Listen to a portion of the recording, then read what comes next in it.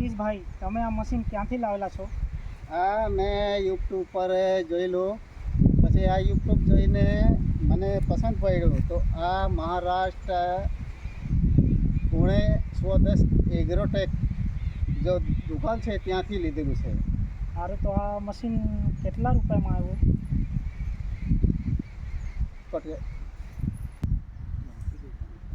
આ મશીન શા માટે લાવ્યા છો?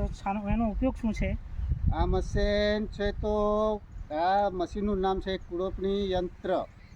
તો આ સારા પાડવા માટે અને કુળોપવા માટે, તે મકાઈ હોય કે શેરડી હોય, મરચાં હોય, જે લાઈનમાં નાખે એવી જો વસ્તુ નાખીએ આપણે, તેમાં ખુરપવા માટે અને સારા ખેંચવા માટે બી કામમાં આવે છે.